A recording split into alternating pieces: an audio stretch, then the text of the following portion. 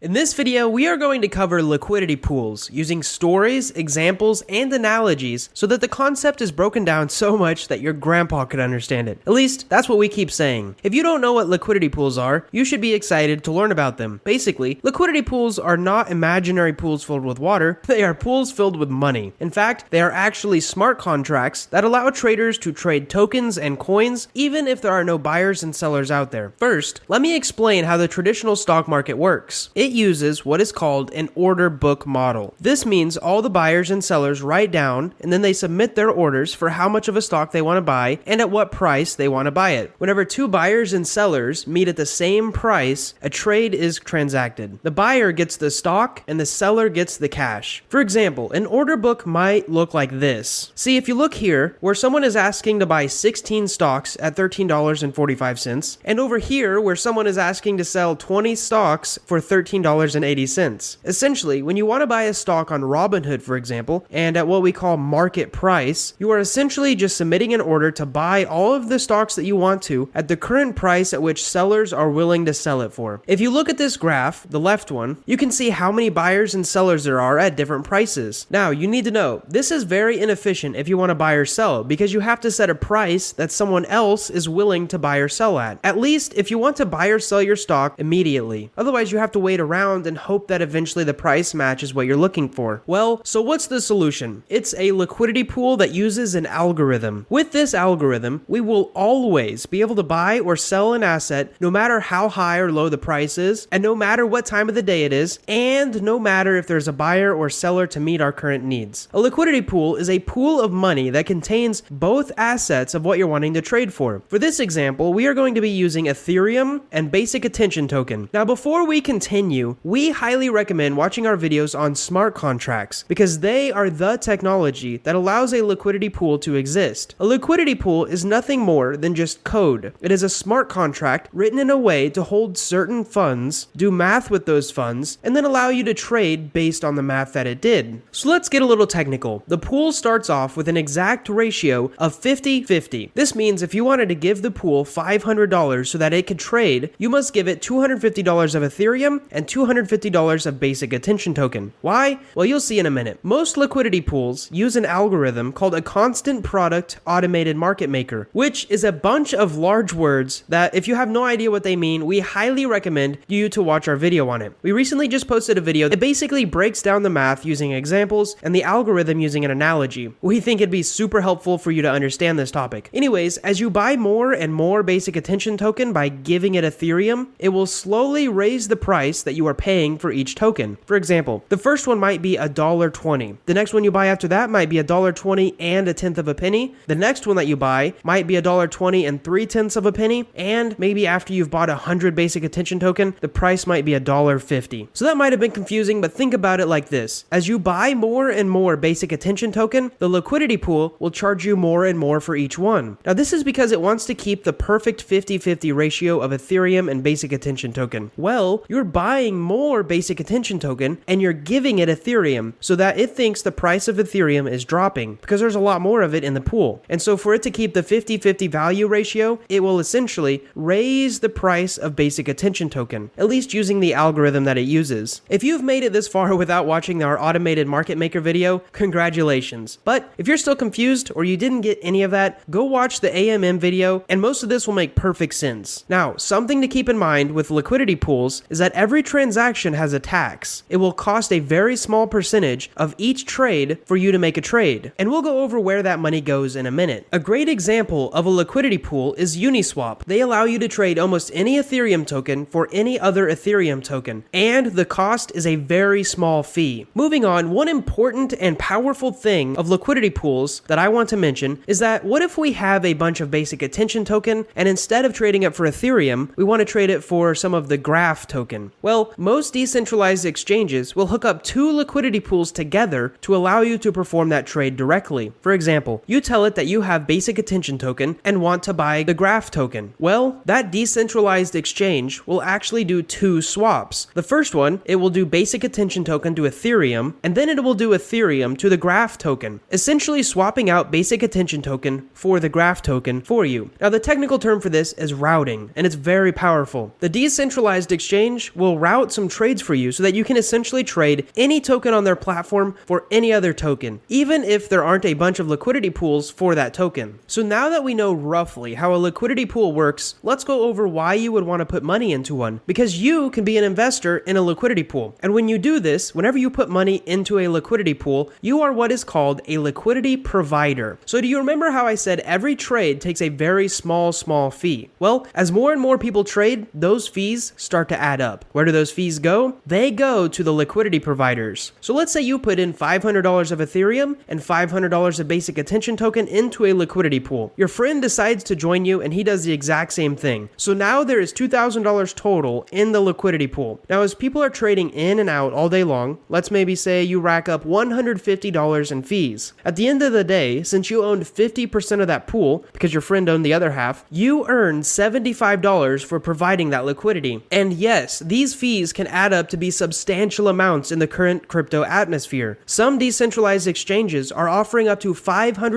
APR, and this is because they are making a boatload of money from the fees. And since the technology is new, there aren't very many investors. But as more and more people join the pool, your cut gets less and less, but it also makes the price more stable. One of the fundamental things of how a liquidity pool works is that as the pool grows in liquidity, as more money is put into it, it takes much more money to move the price of both assets. For example, if someone came to your $2,000 liquidity pool and dropped in $500 because they wanted to trade their Ethereum for a basic attention token, they could raise the price of basic attention token a lot because essentially they bought a ton of it up. And so due to the algorithm, now there's not much in the pool, but there's a ton of Ethereum. And because of how the AMM algorithm works, BAT will cost more and Ethereum will be cheaper. Well, if there was $5 million of liquidity in that pool and someone came along and put in the same $500, the price would not move much because they would barely take any of the BAT out and they would barely give any Ethereum, at least in proportion to how big the pool is. So one term you need to know is price impact. And this basically means how much can I affect the price by buying from this liquidity pool. If the pool is small, there will be a very high price impact. In short, you will affect the price a lot. And in some cases, you can even double or triple the price of an asset very easily. However, as the pool grows and it gets larger and larger,